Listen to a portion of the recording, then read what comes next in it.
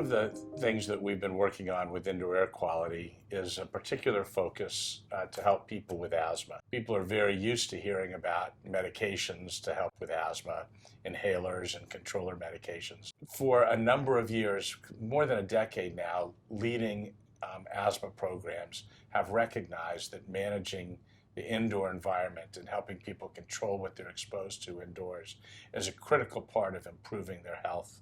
And there have been wonderful pilot programs and other efforts that have advanced asthma care and achieved wonderful outcomes, reductions in emergency room visits, reductions in hospitalizations, improved livelihood. And leading health plans now are stepping up to pay for those kinds of interventions.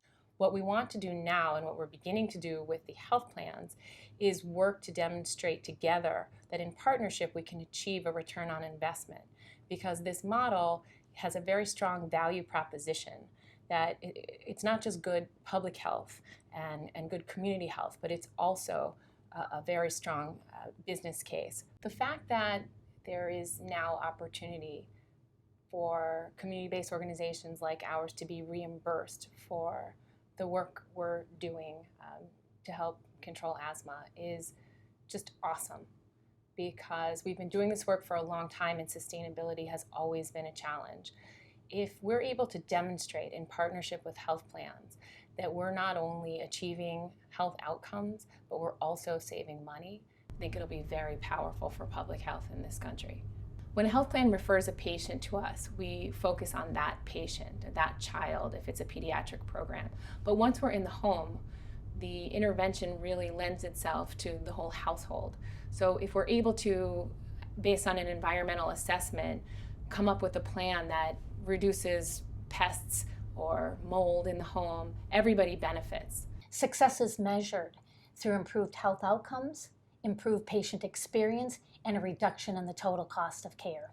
For us, the National Leadership Award in Asthma Management is a way to validate the work we're doing with asthma and to validate the work our partners are doing with us to improve the results we see with our members that have asthma. It's also a way for us to share what we're doing with other organizations. We know we're not the only one out there working on asthma, and the ability to take best practices and spread them throughout the country is an important effort, and it goes right in with our mission of building healthy communities. We demonstrate the value of our program through several mechanisms. We look at data, so we look at the number of members we're able to interact with. We look at the outcomes for those members. We also look at the feedback we get from our provider partners.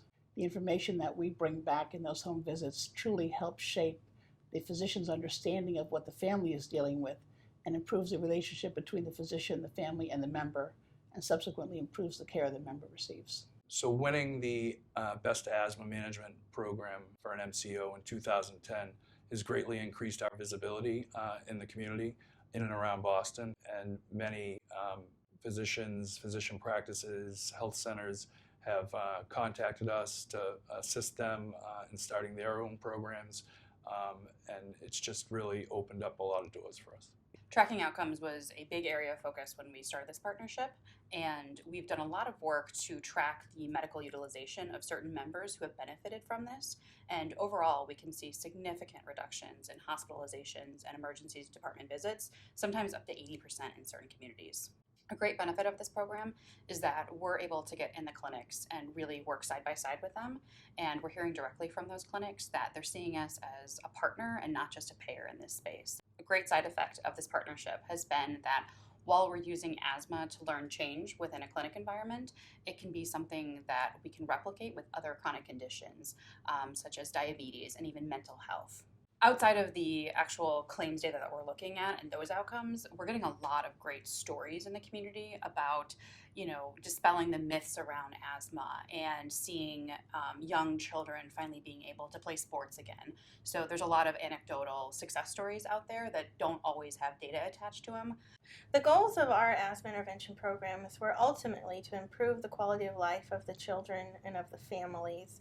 But additionally, of course, we wanted to have some healthcare cost savings to keep our members out of the emergency rooms, reduce the amount of times they have to go inpatient into the hospital. So I think one of the biggest challenges that we faced as we were building these programs was building a very solid business case as to why funding should be allocated to support these interventions.